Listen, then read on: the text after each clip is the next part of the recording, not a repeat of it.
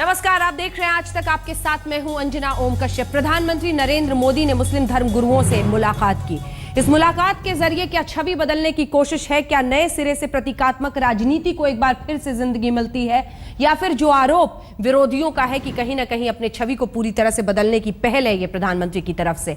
इन्हीं मुद्दों पर हम करेंगे चर्चा। सभी खास मेहमान हमारे साथ जुड़े हुए हैं। इनमें से ऐसे कई मेहमान हमारे साथ हैं जो बीते दिन प्रधानमंत्री नरेंद्र मोदी के साथ उस मुलाकात में थे, यानी ऐसे मुस्लिम धर्मगुरु सभी हमारे साथ जुड़े हुए हैं।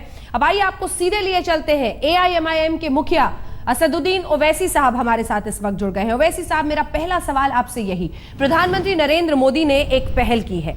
उनकी पहल यह है कि मुस्लिम धर्मगुरुओं से मुलाकात के जरिए वो एक भरोसा जगाना चाहते हैं। स्वागत करते हैं आप उनके इस कदम का। ये पहले तो यह है कि आपका असेसमेंट बिल्कुल गलत है कि धर्म गुरु हैं। इस्लाम में कोई धर्म गुरु का कॉन्सेप्ट ही नहीं है। और ये जो लोग, इसमें कोई इमाम है मस्जिद का, कोई यहाँ पर है, जितने लोग जो मिले हैं माजी में, पास में, ये लोग हमेशा RSS के डाइस पे थे, BJP के डाइस पर थे।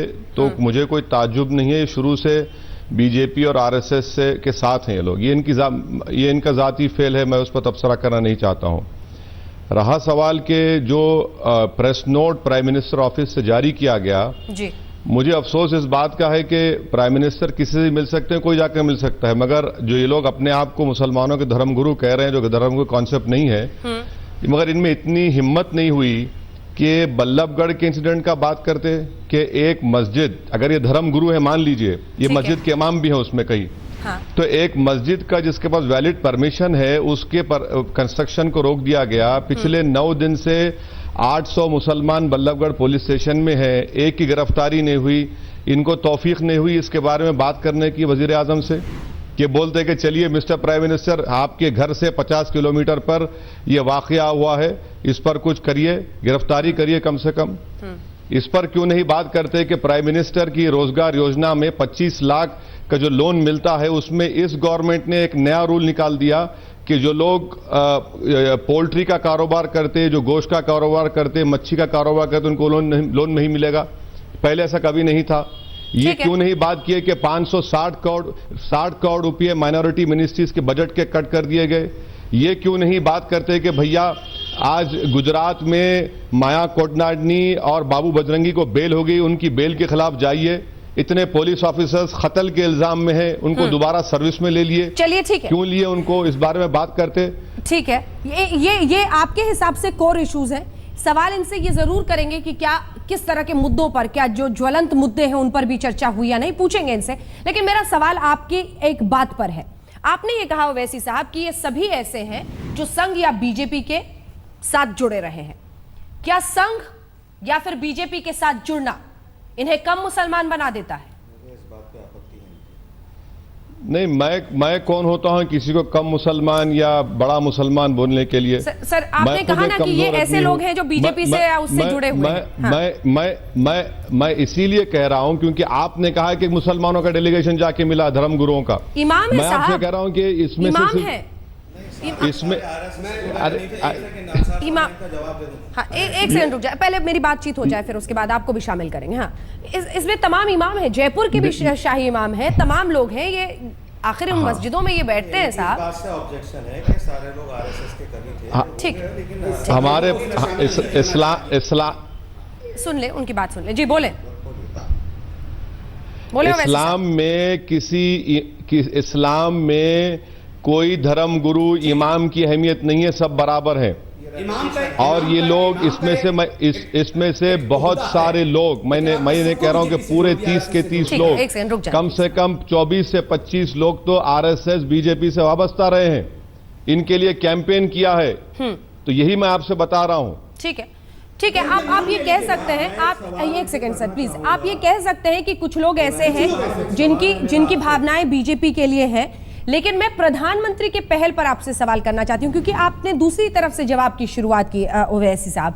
मैं अब आपसे प्रधानमंत्री नरेंद्र मोदी की इस पहल के बारे में पूछना चाहती हूं। उन्होंने बुलाया, हालांकि आप डेलीगेशन पर ही सवाल खड़े कर रहे हैं कि पुराने लोग ऐसे हैं जो कि BJP से कई सारे जुड़े हुए हैं, लेकिन सवाल यह है कि अगर प्रधानमंत्री ने यह पहल की है, उनकी क्या मंशा है?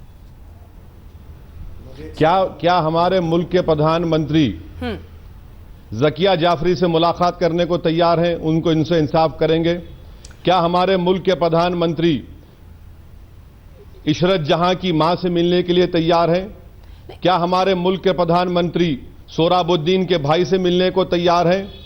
क्या हमारे मुल्क के प्रधानमंत्री स्वामी असीमानंद और लोकेश जिनकी बेल हुई है उनकी बेल को कैंसिल करवाने का पब्लिकली ऐलान करेंगे? आप अपनी पॉलिटिक्स करने लगे क्या इस पर ओवैसी साहब? नहीं, पॉलिटिक्स नहीं कर रहा हूं मैं आपके, देखिए गलत है ये बात, मैं आपके सामने जेन्युइन पॉइंट उठा रहा हूं। ये पॉलिटिक्स नहीं है, जेन्युइन पॉइंट है। आप नहीं तय कर सकते ना कि प्रधानमंत्री किससे मिलेंगे। आप कुछ खास ऐसे संवेदनशील मुद्दों पर सवाल भी कर रहे हैं मुझसे और नहीं सर, आप सवाल भी कर रहे हैं मुझसे और फिर जवाब सुनने तैयार नहीं हो रहे। मैंने आपका जवाब पूरा सुना, इसीलिए ओवैसी साहब आपका पूरा जवाब मैंने सुना। मैं सिर्फ ये कह रही हूं कि आप कुछ खास ऐसे केसेस की बात कर रहे हैं जो अदालतों में है। आप कहते हैं कि वहां पर जाकर आप कोशिश कीजिए। सद्भावना दिवस के साथ भी एक पहल नरेंद्र मोदी ने गुजरात में की थी, उसके बाद एक पहल वो यहां पर कर रहे हैं। अब अगर मुस्लिम समुदाय को रीच आउट करना है, कोशिश करनी है, कम से कम, जिसे आप कुछ और भी कह सकते हैं कि क्या ये दिखावा है, क्या प्रतीकात्मक है, लेकिन कम से कम एक पहल तो है ना। अब खास तौर पर कुछ केसेस के लोगों से मिल जाने से क्या मुसलमानों के अच्छे दिन आ जाएंगे? अगर उनको विकास पहुंचाना है, हर मुसलमान के घर नागरिक की तरह उनको ट्रीट करना है, क्या इस पहल का स्वागत होना चाहिए? ये मेरा सवाल है। मैं जवाब दूं इसका? जी ओवैसी साहब। देखिए, हम आपसे यही कह रहे हैं कि पहल अगर आप कर रहे हैं तो इंसाफ करिए। कल के प्रेस नोट में, प्राइम मिनिस्टर के प्रेस नोट में कहा गया कि किसी डेलीगेशन के एक जिम्मेदार ने भी कहा कि प्राइम मिनिस्टर ने हमसे कहा कि रात में 12 बजे मुझसे बात करिए। जब रात में 12 बजे की बात का जिक्र हुआ मैडम, तो मुझे एहसान जाफरी के उस बयान का याद आता है कि उन्होंने कई मरतबा उस वक्त गुजरात के चीफ मिनिस्टर को फोन किया था, कोई मदद को नहीं आया। हमको ये भी याद है। इसका ये मतलब तो नहीं है कि जो माजी में हुआ, देखिए, बगैर इंसाफ करे, किसी भी कम्युनिटी से इंसाफ करे, आप तरक्की नहीं कर सकते। और इंसाफ का तकाजा यह है कि जिन लोगों ने गलतियां की हैं उनको सजा मिलनी चाहिए। मैं आपसे कह रहा हूं कि हमारा बजट क्यों कम कर दिए, क्यों महाराष्ट्र में मुसलमानों के रिजर्वेशन बंद कर दिए, क्यों बीफ बैन लगा दिए? क्या इसका रोजगार से ताल्लुक नहीं है? हमारे माजी का आपने जिक्र किया, इस पर भी आएंगे सर, इस पर भी आएंगे। माजी का आपने जिक्र किया, अगर कोई माजी को पीछे छोड़कर आगे बढ़ने की कोशिश करता हुआ दिखाई दे तो? देखिए, माजी को कब छोड़ेंगे आप? जब इंसाफ होगा। चैप्टर क्लोज कब होगा? रिकंसिलिएशन कब होगा? जब इंसाफ होगा। जब तक इंसाफ नहीं होगा हम कैसे माजी को भूल जाएंगे? क्या हम महात्मा गांधी के कातिल को भूल जाएंगे? क्या बाबरी मस्जिद को, गुजरात 2002 को और सिखों पर जो जेनोसाइड हुआ उसको भूल जाएंगे? ठीक है, एक सेकंड। हाँ, ठीक है। सबसे महत्वपूर्ण बात है कि आपने खुद ये कहा कि इसमें से ज्यादातर लोग, लेकिन इसमें कई लोग ऐसे भी हैं जो आम रूप से किसी मुस्लिम समुदाय को रिप्रेजेंट करते हैं। अब सवाल यह है कि जब वो ये मुलाकात करते हैं और वो कह रहे हैं कि उनकी बॉडी लैंग्वेज में जबरदस्त, इन्होंने मतलब कम से कम जो उनकी इमेज, जो छवि बनाई गई थी उससे बिल्कुल विपरीत माना है, इसको किस तरह से देखेंगे आप ओवैसी साहब? आप, मुझे पता है कि आज इस पूरी बातचीत में ज्यादातर सवालों पर आपको हंसी आ रही है, लेकिन फिर भी ओवैसी साहब, मुद्दा यह है कि एक कोशिश, एक पहल, अब उस पहल को देखने का आपका नजरिया, इनका नजरिया, तीसरे का नजरिया, चौथे का, सबका अलग हो सकता है, लेकिन कहीं ना कहीं राजनीति से ऊपर उठकर क्या एक राह आगे दिखाई देती है ओवैसी साहब? देखिए, मैं फिर से दोबारा वही जवाब दूंगा कि इंसाफ करिए। माजी को हम नहीं भूल सकते। आप जब तक इंसाफ नहीं करेंगे, आप त्रिलोकपुरी में कल ओखला की मस्जिद में, मैडम, कल ओखला की मस्जिद में एक बॉम्ब फेंका गया, पेट्रोल बॉम्ब फेंका गया जी। क्या इसका जिक्र नहीं कर सकते थे वो लोग? इंसाफ करिए। मैं यही तो कह रहा हूं कि देखिए, कोई प्राइम मिनिस्टर से हर कोई मिल सकता है, वो मुल्क के प्राइम मिनिस्टर हैं, मगर सवाल ये पैदा होता है कि मुद्दे क्या हैं, एजेंडा क्या है। और जो लोग ये बता रहे हैं कि हम धर्मगुरु हैं, आप हमारे धर्मगुरु नहीं हो सकते। इस्लाम में कोई धर्मगुरु। मैं एक बात कहना चाहता हूं, मैं आपके सारे जो डेलीगेशन गया था वो मुस्लिम लीडर गए थे, मुसलमानों के लीडर नहीं गए थे। एक चीज, उस बात को आप घुमा फिरा करके 30 मतलब 5-7 मिनट उसी में चले जाएंगे। हमारे अर्ज करने का मकसद है, जो लोग गए थे, जो मुद्दे आपने गिनवाए हैं, ये आप भी कर सकते थे। आप पार्लियामेंट के साथ बैठते हैं, आप भी कह सकते थे। दूसरों पर इल्जाम लगाने का मतलब। दूसरी बात, जहां तक आरएसएस का सवाल है, तो आरएसएस से हमारी इस डेलीगेशन में जो गए थे, उसमें मशहूर है कि किसका ताल्लुक आरएसएस से है। एक आदमी का कीजिए, सारे लोगों को उसमें शामिल। हवाई बातें प्लीज एक सेकंड रुक जाइए। प्रभात झा जी कुछ बहुत ही गंभीर सवाल खड़े कर रहे हो ओवैसी साहब। उनका कहना है कि जब तक वो मरहम इंसाफ का नहीं लगेगा, ये सब बस ऐसे प्रतीक बनकर रह जाएगा। प्रभात जी, ओबीसी की जो राजनीति है वो इसी मुद्दे पर चलेगी, लेकिन जो शुरुआत हुई है उसको अच्छा कहने का जो दम चाहिए, कलेजा चाहिए, बड़ा कलेजा चाहिए, वो ओबीसी साहब में नहीं है।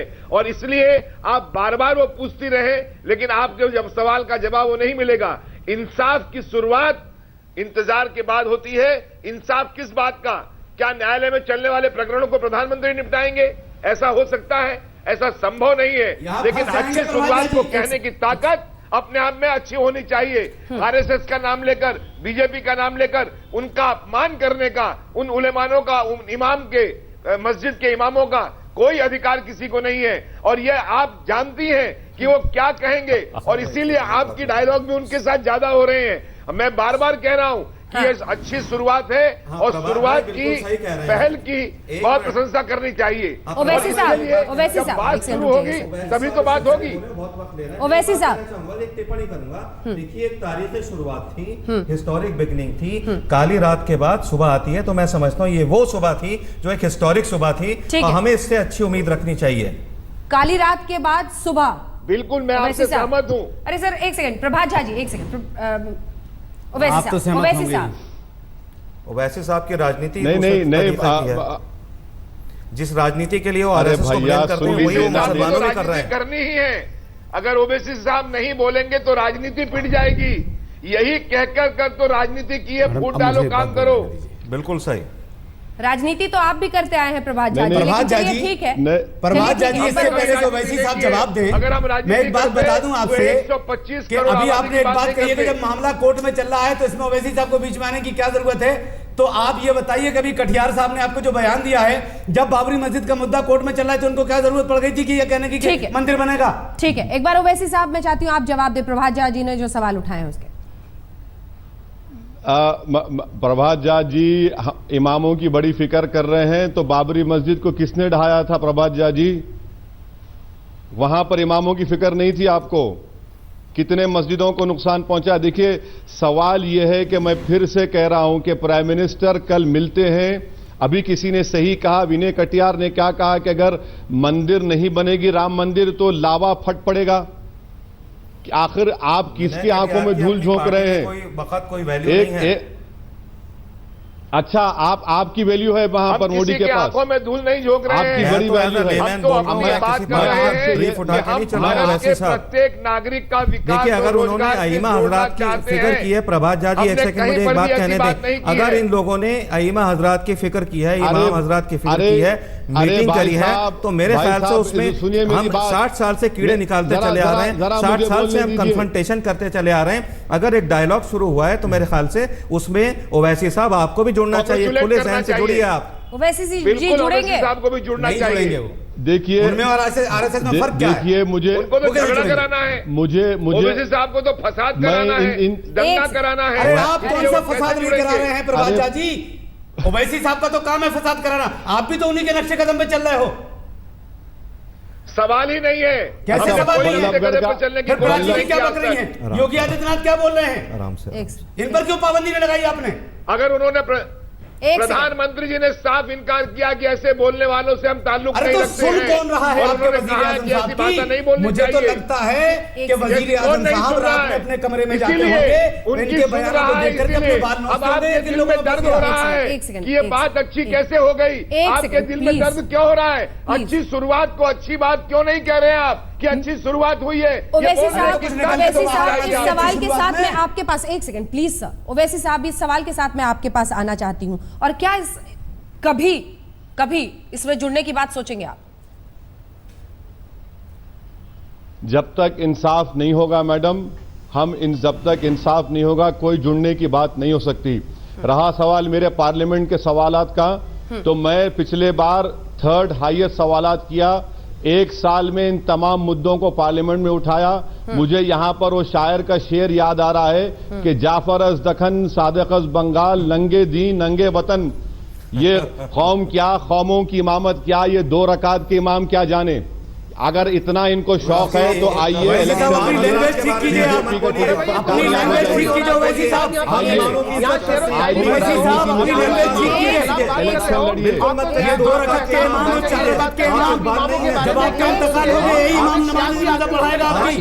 ये भी बात इस मौके पर साफ हो जानी चाहिए। एक सेकंड, भूतपूर्व सिस्टम में मेरी खिदमत रही है। मुझे इसका जवाब देने दीजिए। पूरा हिंदुस्तान आपको सुन रहा है। एक बड़े तबके के साथ आप अपने अल्फाज वापस ले आओ वैसे भाई। इस तरह की लैंग्वेज आपको नहीं बोलना चाहिए।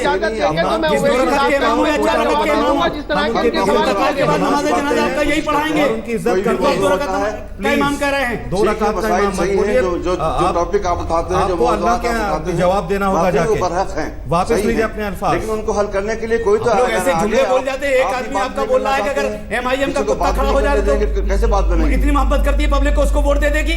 इस तरह की लैंग्वेज आप इस्तेमाल करते हो और फिर मुसलमानों की हमदर्दी हासिल करना चाहते हैं। एक सेकंड, अगर आप सबने बोल लिया हो तो जरा मुझे भी इजाजत दें। एक सेकंड सर, आप सबसे निवेदन है, इसमें मुझे बोलने प्लीज दीजिए। इसका इंतजार करें, सब बोलेंगे, आप इंतजार करें अपनी बारी आने का। जब मैं सवाल लेकर आपके नाम के साथ आऊं तभी आपका मकाम है। हिंदुस्तान के मुसलमान मैं आ रही हूँ। प्रेम शुक्ला जी, प्रेम शुक्ला जी, प्रेम शुक्ला जी, देखिए नफरत उगलने की राजनीति तो दोनों तरफ से की जाती है, ये वोट बैंक के लिए। प्लीज सर मुद्दे को मत भटकाएं। एक सेकंड सर, सर शांत हो जाए। बहुत अफसोसनाक बात है ये। इमाम जी आप प्लीज शांत हो जाए। आप तो एक अरे ऐसी साहब स्टेट से प्लीज ताल्लुक रखते हैं, प्लीज ऐसी तंजीम आपके पास है। प्लीज एक सेकंड शांत हो जाए। एक सेकंड शांत। इमाम नायब रसूल होता है। कभी कोई ऐसी गुफ्तगू नहीं सर ये आपके अस्तित्व की लड़ाई नहीं लड़ रहे हम टीवी पे बैठ के। एक सेकंड सर प्लीज, माफी के साथ, आपके अस्तित्व की लड़ाई नहीं लड़ रहे हुजूर। एक सेकंड जवाब देने के लिए मुझे मौका दीजिए। बस फंस गए आप अपने अस्तित्व में। कहा तो देश के मुसलमानों के हित की बात कर रहे थे साहब। जरा सा इंतजार कीजिए, सब जवाब देंगे, सब जवाब देंगे। प्रेम शुक्ला जी सवाल ये है कि क्या प्रतीकात्मक राजनीति के जरिए अच्छे दिन आ जाएंगे? ये सवाल तो पूछा जाएगा ना कि क्या आज भी इंसाफ की राह वहीं पर अटकी दिखाई देती है और दूसरी तरफ कोशिश और पहल दिखाई देती है? ये पूछ रहे हैं वो, उसका जवाब नहीं। इंसाफ की राह तो जो है, हाँ। कासिम राजवी को जो है महात्मा गांधी में भी इंसाफ की राह नहीं दिखती थी और मौलाना आजाद को दिखाई देती थी। तो उसी तरह से जो है हमारे उलेमा इकराम जो हैं वो इंसाफ की राह देख रहे हैं। लेकिन कासिम राजवी की जो औलादे हैं जिन्होंने इस देश को बांटने का ही काम किया, हैदराबाद को 11 महीनों तक गुलाम बनाए रखा, उसको भारत में शामिल नहीं होने दिया, उनसे आप विभाजनवादियों से क्या अपेक्षा करती हैं? ओवैसी साहब जो हैं वो कासिम राजवी रजाकारों के प्रतिनिधि हैं और हमारे उलमा इकराम जो हैं ये मौलाना आजाद के प्रतिनिधि हैं। ठीक है, जवाब सुनिए ना सर। ओवैसी साहब मुसलमानों के बाल ठाकरे हैं।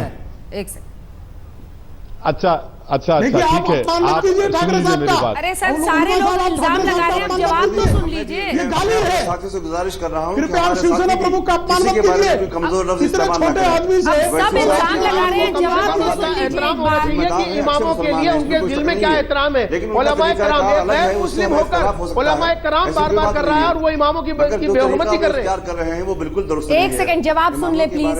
एक सेकंड, आप सबसे निवेदन है, सबकी आवाज कृपया नीचे कर दें। जो सवाल है उस पर हम वापस लौटे और इतने सारे लोगों ने जो इल्जाम लगाया है, ओवैसी साहब आपका जवाब उस पर। देखिए कासिम रजवी को पाकिस्तान जाना था, वो चले गए। हमने जिना की 2 नेशन थ्योरी को ठुकराया। हमने हिंदुस्तान को ख्वाजा गरीब नवाज की सरजमीन है और हमारा मानना यह है कि हजरत आदम ने पहला कदम दुनिया में रखा तो हमारे मुल्क में रखा तो ये हमारे बाप का मुल्क हुआ, ये हमारा मुल्क है। हमको कोई लेना देना नहीं, जो पाकिस्तान गए चले गए। रहा सवाल उलमाओं की इज्जत का, तो उलमाए सू हैं आप लोग। तीसरी बात, इमाम की बात कर रहे, इमाम आजम अबू हनीफा बनो, इमाम मालिक बनो, इमाम हुसैन की तरह शहादत का अजीम मर्तबा हासिल करो, कुर्बानी दो। ये वक्त के फिरौनों और तागुतों के पास जाकर अपने सर को मत झुकाओ और जिहाद सबसे बेहतरीन जिहाद, प्रधानमंत्री का अपमान कर रहे हैं। बात करो।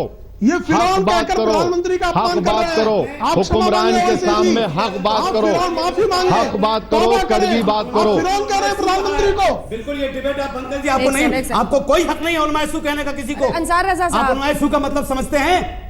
क्या आप उलेमा को फॉलो करते हैं? क्या प्रॉफिट मोहम्मद को आप फॉलो करते हैं? Peace be upon him. आपने कैसे आप उलमा बड़े-बड़े सू कह दिया? बयान दे रहे हैं। मैंने कहा कि आप मुसलमानों के बाल काट रहे हैं, शायद कुछ लोगों को इस बात से आपत्ति हो, उसको आप क्लियर कीजिए। वाजिब है, इस बात का मालूम है, इस बात की क्या वो जानते हैं इस बात को?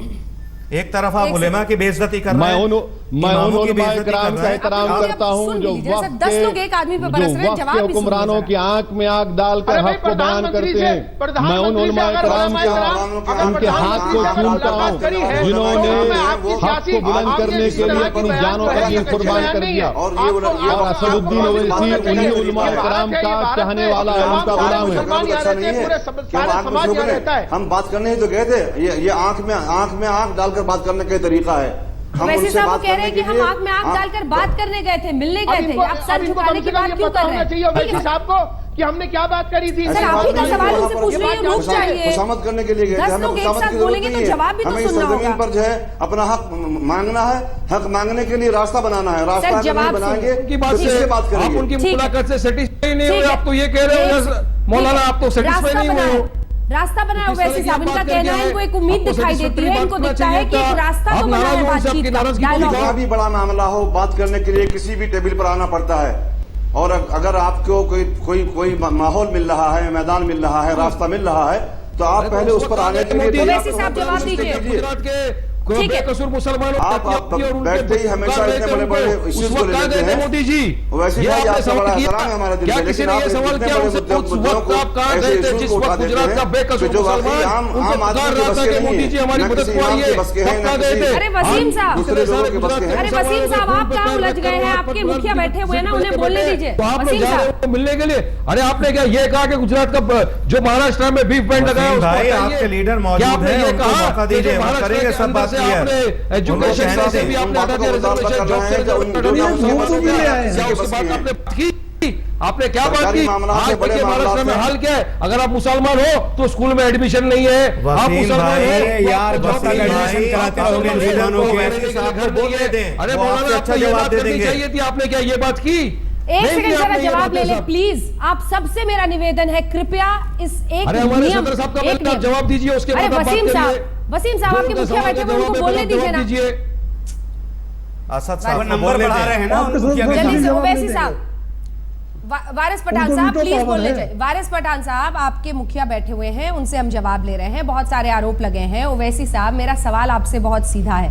पहले तो ये मुस्कुराहट समझना बड़ा मुश्किल है आज। मेरा सवाल सिर्फ इतना है आपसे कि सब मिलकर ये कह रहे हैं कि एक रास्ता उन्हें दिखाई दे रहा है, एक उम्मीद दिखाई दे रही है। आंख से आंख मिलाकर हमने बात करने की पहल की है। इसमें आप सिर झुका दिया, ये कर दिया, वो कर दिया, राजनीति घुसा रहे हैं वैसे से। नहीं, देखिए, दीन इस्लाम का सबसे बड़ा बुनियादी पैगाम यह है कि ला तक़नतु मिन रहमतिल्लाह, कि अल्लाह की रहमत से मायूस मत हो। मैं अल्लाह की रहमत से हरगिज़ मायूस था, ना हूं, ना रहूंगा इंशाअल्लाह ताला। मेरी मायूसी हमारे हुक्मरानों से है, मेरी मायूसी अल्लाह से नहीं है। ये रास्ता निकालने की बात कर रहे, मैं भी रास्ता निकालने की बात कर रहा हूं। मैं आपसे कह रहा हूं कि रास्ता ऐसा निकालो जो इंसाफ का हुसूल हो। अगर इंसाफ नहीं होगा तो रास्ता तुम सिर्फ अपने फायदे का रास्ता निकाल रहे हो, तुम अपनी शोहरत का रास्ता निकाल रहे हो, तुम अपने नफ्स को मुतमईन करने का रास्ता निकाल रहे हो। आप क्या कर रहे हैं? ऐसा रास्ता निकालो। अरे भाई, अरे मैं दुनिया का सबसे खराब आदमी हूं, आप दूध के धुले हुए हैं। चलिए मान लिए इस बात को, मैं मान लिया हूं।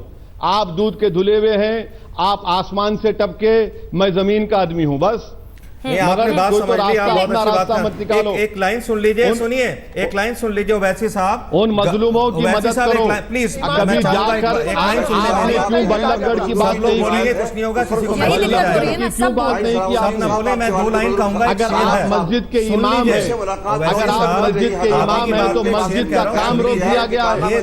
10 बातों आप की बात मस्जिद के रहेगा। अगर इमाम हैं तो क्या आपको मस्जिद की अहमियत नहीं मालूम? अरे सबको वैसे अहमियत साहब, मालूम है, एक आपने शेर- 1300 मदरसों में 300 बचाए हैं वहाँ हैदराबाद में। सुनिए सुनिए, मैं दो लाइनें कहूंगा, सबसे रिक्वेस्ट है 2 लाइनें सुन लें। पंजाबी की 2 लाइनें हैं। गल समझ, सुनिए सुनिए सुनिए, गल समझ ली थे रोल की, राम रहीम के मौला की बात समझ ली है, तो मेरे ख्याल से झगड़े और फसाद की कोई अब गुंजाइश बात नहीं रह जाती। मस्जिदों के इमामों को तो अल्लाह ने नुमाइंदगी दी है, और मैं तो खास तौर से बहैसियत बुरहान कासमी अर्ज कर रहा कोई हूं, अल्लाह ने नुमाइंदगी नहीं दी। ये गलत बात है, गलत बात है। अल्लाह ने नुमाइंदगी दी, क्या बात कर रहे हैं? इस डायलॉग को आगे बढ़ाइए, करिए। आप भी साथ में आइए ओवैसी साहब, सब अल्लाह ने लोगों को साथ में नुमाइंदगी दी लेके आपको। आइए। मेरे ख्याल से हम आपसे उम्मीद रखते क्या हैं तुम्हारी कि आप क्या बोलिए, बात है? आप भी मोदी जी से डायलॉग करिए, बात करिए, आपकी जो शिकायतें सामने रखिए मोदी साहब के, आप इस तरह से शिकायतें और कीमत नहीं जाएगा आपकी बात से। इलियासी साहब कह रहे हैं कि अच्छा पैगाम नहीं जा रहा आपकी बातों से ओवैसी साहब। एक नेगेटिव मैसेज दिया है आपको वैसे भाई। प्लीज सर, प्लीज एक एक करके बिल्कुल बोलिए। दिया है, अवाम देख रही है, अवाम फैसला कर लेगी, फिक्र मत करिए। और आपको मैं दावत दे रहा हूं कि आइंदा जब कभी इलेक्शन होगा तो बीजेपी के प्लेटफॉर्म से टिकट लड़िए, और इंशाअल्लाह ताला अपनी जमानत नहीं बचा पाएंगे। मैं किसी पार्टी का ब्रीफ लेके नहीं चल रहा हूँ, मैं हिंदुस्तान का कॉमन आदमी हूँ, एक कॉमन आदमी को रिप्रेजेंट कर रहा हूँ।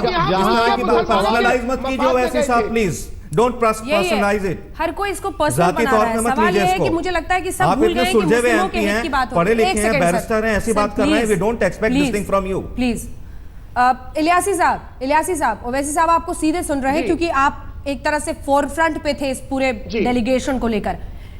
वो कह रहे हैं कि इंसान नहीं तब तक इसका कोई मतलब नहीं।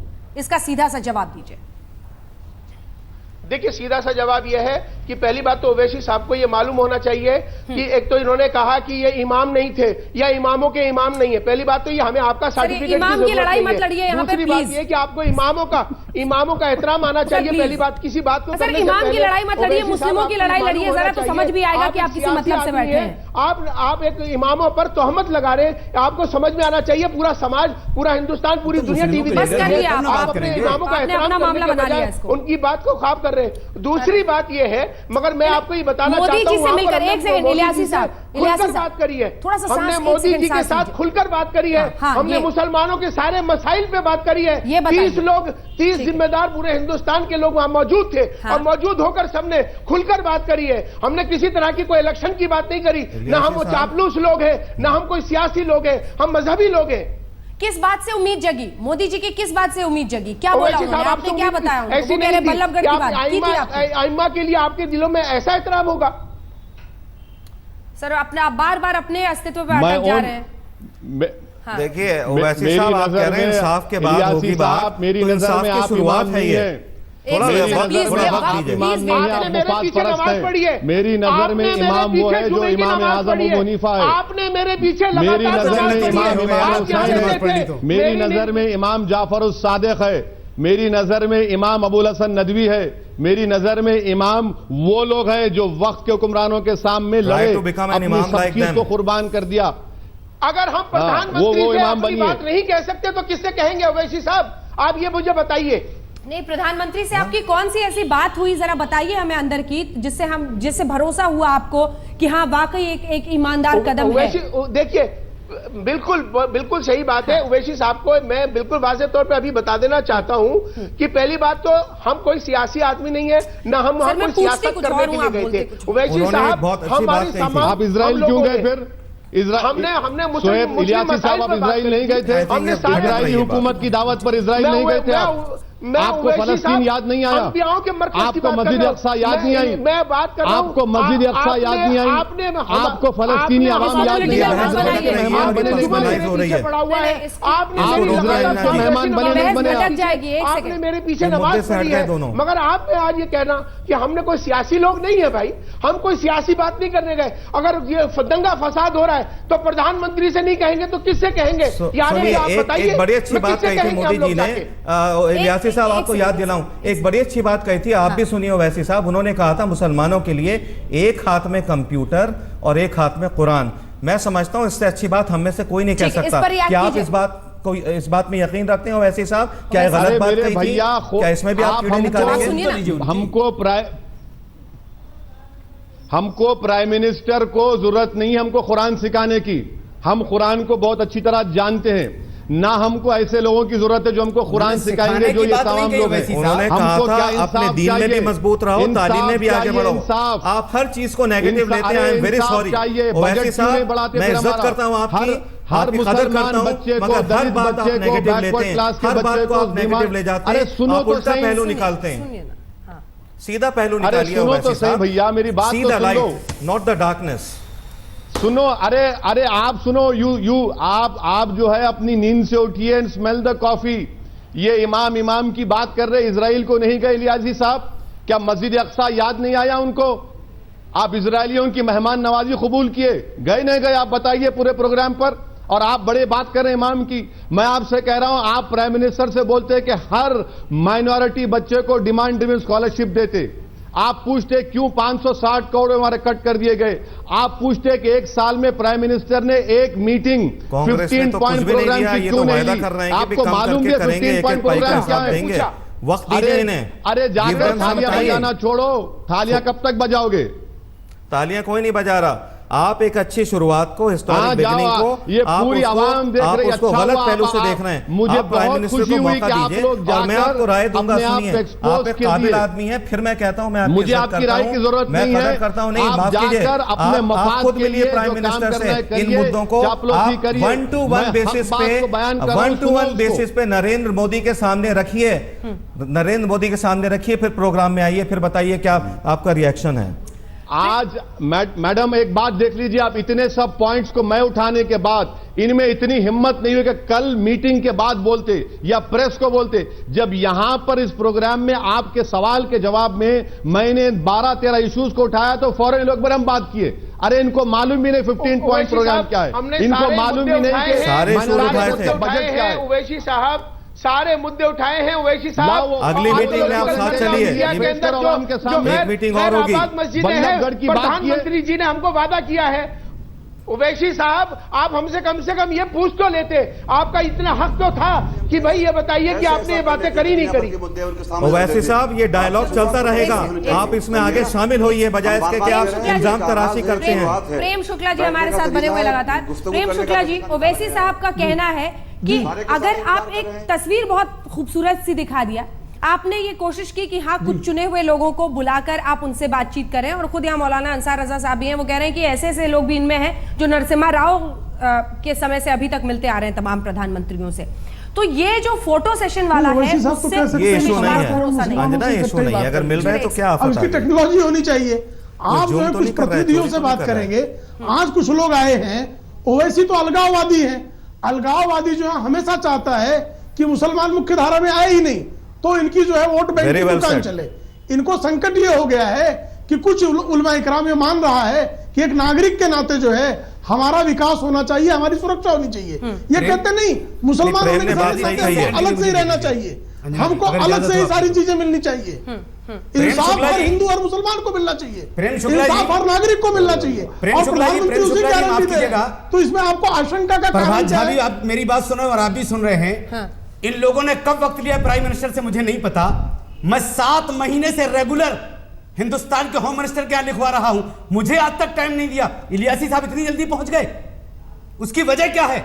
इस गहराई में तो जाइए। इमाम को समय नहीं मिला, 7 महीना हो गया होम मिनिस्टर के टाइम लिखवाए हुए। मुसलमानों के दुश्मन हो जाएंगे, आपका ये पैरामीटर है। मैं वही कह रहा हूं कि मुसलमानों का लीडर होना और मुस्लिम लीडर होना, इसमें फर्क है। इन सब लोगों को जो लोग साथ में गए थे, मुसलमानों का लीडर शामिल नहीं है, लेकिन चंद लोग ऐसे हैं जो हुकूमतें जिसकी रही हैं, उसकी बोली उसकी गोद में जाकर के बैठ करके मुसलमानों की कौम, पूरी मुसलमान कौम की सुपारी ली है इन लोगों ने। लेकिन सबको शामिल हम नहीं करेंगे। चंद लोग उसमें ऐसे हैं जो बहुत अपने आप को बहुत बड़ा ठेकेदार समझते हैं मुसलमानों का। ठीक है सर, आपने अपनी बात कह दी, आपने अपनी बात कह दी। प्रेम शुक्ला जी, इस पर जल्दी से जवाब, फिर ओवैसी साहब के पास चलेंगे। देखिए, मुसलमानों का लीडर होना यही अलगाववादी बात है। आप मुस्लिम समुदाय के हैं लेकिन हिंदुस्तान के लीडर हैं, उस इलाके के लीडर हैं। कहीं अलग से हिंदू और मुसलमान अलग अलग वोट नहीं कर रहा है। यह आजादी के पहले की व्यवस्था थी। ये रजाकारों के समय की व्यवस्था थी। आज हमारे स्वतंत्र हिंदुस्तान में हिंदू, मुस्लिम, सिख, ईसाई, मौलाना आजाद भी मुसलमानों के लीडर नहीं थे, सारे हिंदुस्तान के सब हिंदू, मुस्लिम, सिख, ईसाई के लीडर थे। और वैसे आप भी मुसलमानों के लीडर नहीं है, आप भी हिंदू, मुस्लिम, सिख, ईसाई सबके लीडर हैं, हिंदुस्तान के लीडर हैं, ये मान के चलिए। और इनकी पार्टी से टिकट भी तमाम धर्म के लोगों को मिल रहा है। मुसलमानों की आप लीडरशिप या तिजारत का आपको कोई ठेका किसी ने नहीं दिया है। वैसे साहब आपने बिल्कुल सही फरमाया हजरत, मैं लीडर नहीं हूं, मैं एक सिपाही हूं और मैं अपने उसूल पे मर मिटने को तैयार हूं। मैं हुकूमतों के आगे अपने मफाद के अपने जमीर को बेचने को तैयार नहीं हूं, मैं अपने गिरेबान के तार बेचने को तैयार नहीं हूं। इस बात का नोट कर लीजिए। मुझे फख्र है कि मैं एक हिंदुस्तानी मुसलमान हूं। सुनिए मेरी बात को, मैं बड़ी सबर, अरे जरा सुनिए तो सही मौलाना, इतनी तकलीफ क्या हो रही है जब इतना देर बैठे प्राइम मिनिस्टर, जरा हमारी बात नहीं है ये नहीं सुनिए, मैं मौलाना, मुझे मालूम है दिल को लग रही है, मैं बगैर टोपी और बगैर दाढ़ी का मौलाना हूँ। बहुत सही कहा आपने मुझे मौलाना। सुन तो लो, मौलाना without a beard and a cap. Agenda रखो, अपना एजेंडा मत रखो, डेवलपमेंट का एजेंडा रखो, इंसाफ के उसूल के लिए लड़ो। अगर आप इतने बड़े पूरे हिंदुस्तान की भलाई है, सबका विकास है, जिम्मेदारी को समझो कि खाला अल्लाह खाला रसूल अल्लाह जब बोलते हैं उसको समझो बात को और हक बयान करो। चाहे कोई हो, प्राइम मिनिस्टर हो, दुनिया का ताकतवर तरीन शख्स हो, मगर बल्लभगढ़ की बात क्यों नहीं की आपने? आप मस्जिद में इमाम बनकर इमाम नमाज पढ़ाते हैं, मगर बल्लभगढ़ की मस्जिद बंद है पिछले 9 दिन से, काम रुका हुआ, उसकी बात नहीं करते आप। कितने आसार खदीमा के तहत मसाजिद बंद है। अरे हमारे राम मंदिर का 20 साल से काम रोक रखा है। अरे भाई सबसे पहले जल्दी शुरू करवाइए। उसकी आबाद होने की बात कही जी। कुलबे रशाद साहब, मैं चाहती हूँ आप भी अब एक बार हमारे मंदिर काम रुका है, हमारी चिंता भी जरा करिए। देखिए अंजना, मैं बहुत देर से इन सभी लोगों को सुन रहा था और ओवैसी साहब अपने अंदाज में बोल रहे थे, बेबाक तरीका था। मैं समझता हूँ जब मकान में आग लग रही हो तो अगर कोई कुरान पढ़ के गुजर जाए, कोई बाइबल पढ़ के गुजर जाए और कोई गीता पढ़ के गुजर जाए तो कुरान भी उस पर लानत भेजेगा और बाइबल भी उस पर लानत भेजेगी। उस वक्त ज़रूरत होती है आग पे पानी डालने का। मैं बहुत सिंपल और सादी चीज़ जानता हूँ और समझता हूँ और उसी को लेके चलता हूँ। अगर ओवैसी भाई ने इमाम जाफर सादिक अलैहिस्सलातु वस्सलाम को पढ़ा है तो वो जानते होंगे कि इमाम ने एक बहुत बड़ा दस्त दिया था कि तुम अपने किरदार को दिखाओ, दूसरे के अकायद से झगड़ा मत करो। और अगर कुरान पढ़ा है तो जानते होंगे कि कुरान ने बहुत सिंपल और सादा सा मैसेज दिया है कि दूसरे के खुदाओं को बुरा ना कहो वरना लोग तुम्हारे खुदा को बुरा कहेंगे। अगर नहीं, एक मिनट, मुझे किसी की सपोर्ट की ज़रूरत नहीं है। मैं इतने देर से बोल रहा था, सुन रहा था, अब मुझे सिर्फ 30 सेकेंड आप सुन लें। मुझे ज़्यादा डिबेट में नहीं रहना है। मुझे सिर्फ इतना कहना है कि प्रधानमंत्री देश का होता है, पार्टी का नेता नहीं होता। अगर प्राइम मिनिस्टर से किसी का भी मिलना हो, चाहे वो किसी हद में हो, वो लीडर हो, वो लीडर ना हो, मुझे लगता है अगर वो मुल्क के लिए कर रहा है तो वो सही कदम है, और अगर वो अपनी रोटी सेकने के लिए कर रहा है तो गलत कदम है। दूसरी ख़ास बात मैं कहना चाहूँगा, हालांकि मुझे ये नहीं कहना चाहिए, मगर मुझे लगता है कि मैं इस बात को सपोर्ट करूंगा कि हाँ, उलमा 2 किस्म के होते हैं। एक उलमाए सू होते हैं और एक उलमाए हक होते हैं। एक वो होते हैं जो शैतानों के लिए बात करते हैं, एक वो होते हैं जो रहमान की बात करते हैं। मैं बहुत साफ बात कहना चाहता हूँ और वो बात ये है, ओवैसी साहब से भी कहना चाहूँगा और सभी से, वो बात सिंपल सी ये है कि अगर ओवैसी साहब ने हुसैन इब्न अली का नाम ऑन चैनल लिया है, मैं शुक्रगुजार हूँ कि उन्होंने याद दिलाया कि करबला में हुसैन ने क्या कारनामा किया। मैं सिर्फ इतना कहना चाहूँगा कि अगर कोई हुसैनी जिगर लेके, अगर कोई अलवी खून लेके, अगर कोई वाक़अन दीन का दर्द लेके, इंसानों और मजलूमों का दर्द लेके इस हिंदुस्तान में खिदमत करने के लिए आगे बढ़ रहा है तो वो तोड़ने की बात नहीं करेगा, जोड़ने की बात करेगा। और आखिरी जुमला कहना चाहता हूं, जख्म जिस किसी को भी लगा है, मरहम की ज़रूरत है। ना ही यहाँ मोदी साजी हो रही है, न ही मोदी नवाजी हो रही है। मैंने अपने इंटरव्यू में साफ कहा था, मोदी लिखा जाता है मीम, वाव, दाल और ये से। मोदी से मुसलमानों को सिर्फ 4 चीज़ें चाहिए। मीम से मोहब्बत दे दे, वाव से वफादारी दे दे, दाल से दयानतदारी दे दे और ये से यकीन दे दे कि जितना वो 100 करोड़ का नेता है उतना ही वो 125 करोड़ का नेता है। माफ़ कीजिए कीजिएगा, न मुझे शैतान का हमनवा चाहिए और ना ही मुझे किसी और का हमनवा चाहिए, मुझे हिंदुस्तान का हमनवा चाहिए। चूंकि मुल्क इस वक्त उन हालात से गुजर रहा है कि अगर मैं मानता हूं ओवैसी जैसा स्पीकर अगर देश में नहीं देश के बाहर जाकर देश के लिए बात करेगा तो शायद बहुत अच्छे से बोल पाएंगे। अल्लामा, मुझे इमाम ज़ैनुल आबिदीन ने यजीद के दरबार में जो हक गोई और हक बयानी बयान की थी ना, वो याद करने की जरूरत है। और मुझे प्राइम मिनिस्टर मोदी से वफादारी का सर्टिफिकेट की जरूरत नहीं है। अल्लामा, वो वफादारी दें, हमारी बात नहीं है, वो वफादारी दें। से आप मीम से मोहब्बत वफा की बातें कर रहे हैं, मैं इंसाफ की बात कर रहा हूं। वो इंसाफ जो ज़ैनुल आबिदीन ने यजीद के दरबार में किया था, मैं उसकी बात कर रहा हूं। हमारा डेवलपमेंट का एजेंडा है, उसकी बात करो, बैंक की बात करो, आप रोजगार, ये तमाम चीजें आप भूल जा रहे हैं। अमन से रह रहे हैं सब लोग यहाँ जिस हिसाब से हिंदुस्तान में मुसलमान अमन नहीं होगा, अमन भी कायम नहीं होगा। इस तरह की जज्बाती गुफ्तगू करके कुरान और हदीस सबको रोकना पड़ेगा। एक सेकंड, मुख्तार अब्बास नकवी जी हमारे साथ जुड़ रहे हैं। मुख्तार अब्बास नकवी जी जुड़ रहे हैं, ओवैसी साहब भी जुड़े हुए हैं हमारे साथ। एक सेकंड सर, एक सेकंड। मुख्तार अब्बास नकवी जी माइनॉरिटी अफेयर्स मिनिस्टर हमारे साथ जुड़ रहे हैं। मुख्तार अब्बास नकवी जी, विकास का एजेंडा, सबका साथ, सबका विकास, सबको आगे ले जाना है साथ साथ, ये हिंदुस्तान से अब तो अमेरिका में भी इसको सराहा जा रहा है। लेकिन एक सवाल हमेशा से उठता रहा है कि क्या फर्क किया जा रहा है नागरिकों में। अब ऐसे में प्रधानमंत्री की ये कोशिश विकासी एजेंडा है, क्या पहल है, क्या कोशिश है? देखिए, पहली बात यह कि प्राइम मिनिस्टर श्री नरेंद्र मोदी जी 100 करोड़ लोगों के सोशो इकोनॉमिक एजुकेशनल अपलिफ्टमेंट की बात करते हैं, एम्पावरमेंट की बात करते हैं। अनफॉर्चुनेटली जो सेकुलरिज्म के सियासी सूरमा हैं, उन्होंने बहुत बेदर्दी के साथ, बहुत बेशर्मी के साथ जो माइनॉरिटीज़ हैं, स्पेशली अगर मुस्लिम्स को देखें आप, तो उनका पॉलिटिकल एक्सप्लॉइटेशन बहुत वर्षों से किया। आज नरेंद्र मोदी जी की सरकार है और नरेंद्र मोदी जी जब सरकार में आए उससे पहले और सरकार में आने के बाद उनका एक ही कहना था कि हम 125 करोड़ हिंदुस्तानियों के विकास की बात करेंगे, उनमें विश्वास पैदा करने की बात करेंगे। तो डेफिनेटली डिफरेंट ऑर्गेनाइजेशंस के लोग, डिफरेंट सेक्ट्स के लोग, डिफरेंट जो रिलीजियस ग्रुप्स हैं, वो प्रधानमंत्री से जब समय मांगते हैं तो प्रधानमंत्री जी उनसे मिलते हैं, खुल करके बात करते हैं और जो भी उनके इश्यूज़ हैं, चाहे वो सोशल इश्यूज हों, चाहे इकोनॉमिक इश्यूज हों, चाहे एजुकेशनल इश्यूज हों, चाहे सिक्योरिटी से रिलेटेड इश्यूज हों, उन सब पर खुल करके बात होती है और जहां पर भी जरूरत होती है उसको हम एड्रेस करने की कोशिश करते हैं। वैसे साहब, एक पहल है, एक कोशिश है, बातचीत के जरिए मामले को निपटाने की। कम से कम एक रास्ता तो खुला है, दरवाजा तो खुला है। और कह रहे हैं इलियासी साहब भी और खुद नकवी साहब कि तमाम मुद्दों पर बातचीत हो रही है और तमाम मुद्दों पर जो भी राय है उसको रखिए और फिर रास्ता निकाला जाएगा।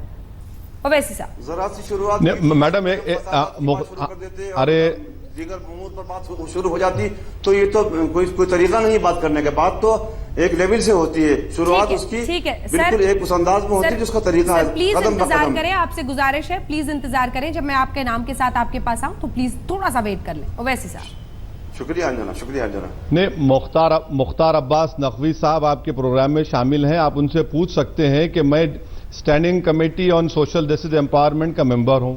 क्या हमने ठोस तजावीज़ नहीं दिए माइनॉरिटीज़ के लिए? क्या हमने ये नहीं कहा कि हर मुसलमान और दलित बच्चे के लिए demand driven career scholarship? Mukhtar Abbas Naqvi साहब से मैं नहीं पूछा पार्लियामेंट में कि 15 पॉइंट प्रोग्राम की एक साल में प्राइम मिनिस्टर ने मीटिंग क्यों नहीं ली? क्या हमने पार्लियामेंट में नहीं कहा कि वक्फ जो 160 प्रॉपर्टीज दिल्ली में गवर्नमेंट ऑफ इंडिया उसको कब्जा करके रिहा उसको छोड़ दिया जाए? और मुख्तार अब्बास नकवी साहब पूछ लीजिए। मगर मुझे नकवी साहब जरा लाइटर वेन में कहना चाह रहा हूं कि इतने सारे जो लोग गए, क्या आपने उनसे पूछा कभी कि भैया तुमने कभी बीफ खाया नहीं खाया? वरना इन सबको पाकिस्तान भिजाना पड़ेगा आपको। अब चलिए, खैर उस पर मैं नहीं चाहती हूं, अब मैं नहीं चाहती हूं कि उस मुद्दे पर अटक कर हम पूरी बहस को भटका दें। इसीलिए नकवी साहब ये सवाल तो पूछा जाएगा ना कि ये एक वक्त पर टोपी पहनने की बात थी और सद्भावना दिवस कहा गया कि मंच पर क्या मैं प्रतीकात्मक राजनीति में विश्वास नहीं रखता हूं, और ये नरेंद्र मोदी का एक अपना अंदाज है, एक अपना स्टाइल है। लेकिन आज क्या वही प्रतीकात्मक राजनीति फिर से होती हुई नहीं दिखाई देती है इस पहल के साथ, अलग से इमामों के साथ मिलकर? देखिए, टोपी पहनना कोई इतना इम्पोर्टेंट नहीं है, टोपी पहनाना नहीं चाहिए। कुछ लोग जो है वो सेकुलरिज्म के सियासी सूरमा टोपी पहना करके और टोपी पहन करके जो है वो एक्सप्लाइट खूब जम करके करते हैं, खूब बुरी तरह से करते हैं। हम जो है वो इस तरह के सिंबॉलिज्म जो है, इस तरह के स्टीरियोटाइप जो है वो सिंबॉलिज्म पे हम विश्वास नहीं करते। हम जो है वो ये बात सही है आपकी कि हमारे जो राजनीतिक विरोधी हैं उन्होंने बहुत बुरी तरह से दुष्प्रचार किया बहुत से लोग पहने हुए टोपी के नेताओं के लिए कि साहब ये जो है वो एंटी सेकुलर हैं, ये एंटी मुस्लिम हैं, एंटी माइनॉरिटीज़ हैं। लेकिन आज हमें लोग जज कर रहे हैं हमारे काम से। हम जिस जिम्मेदारी के साथ, ईमानदारी के साथ, ट्रांसपेरेंसी के साथ काम कर रहे हैं उसका एहसास आज समाज के सभी वर्गों को है, उसमें माइनॉरिटीज़ को भी है। वैसे साहब लगता है आपकी तरफ इशारा कर रहे थे वो कि कई लोग हैं जो अपनी राजनीति करते हैं इसी टोपी के सहारे।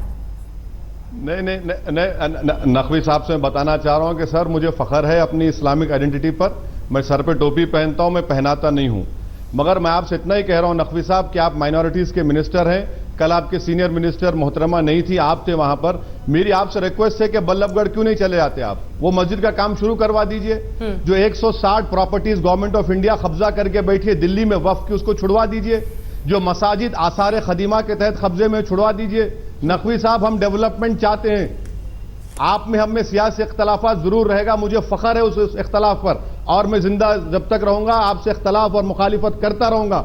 मगर मैं अपने मफाद की खातर अपने दामन के तार बेचने को तैयार नहीं हूं। हम डेवलपमेंट के नाम पर कह रहे हैं डेवलपमेंट करिए।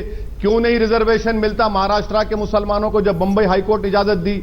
आपकी गवर्नमेंट जाटों को देने की बात कर रही है। रिजर्वेशन सॉल्यूशन नहीं है ओवैसी भाई, क्या आप रिजर्वेशन लेके इतने आगे बढ़े, काबिल बने हैं? अरे बेल के खिलाफ क्यों नहीं जाते? बाजुओं पर यकीन रख के आगे बढ़े। रिजर्वेशन सॉल्यूशन नहीं है मुसलमानों के लिए। बात कर रहे थे वहां पर जाकर, तो क्या राजस्थान में जो योगा कंपलसरी कर दिया गया, बताओ इस्लाम में रिजर्वेशन का खड़ा कर दिया। भीख का प्याला चाहते हैं मुसलमानों के लिए। मैं तो इमाम नहीं हूं, आप इमाम बताइए। ये भीख का प्याला मुसलमानों को कभी कोई नहीं दिया, कांग्रेस ने नहीं दिया, बीजेपी नहीं देगी, कोई नहीं देगा। वैसी से बाजुओं पे यकीन रखें, नो रिजर्वेशन, अपनी मेहनत से आगे बढ़े। आप भी आगे बढ़े मेहनत से। मैंने अब्दुल रहमान अंतुले को भी कहा था तुम आगे बढ़े हो, रहमान खान को कहा था, सलमान खुर्शीद को कहा था, इनमें से किसी ने रिजर्वेशन नहीं ली। Don't talk about reservation please. वैसी साहब भीख का प्याला नहीं चाहिए हमें मुसलमानों को।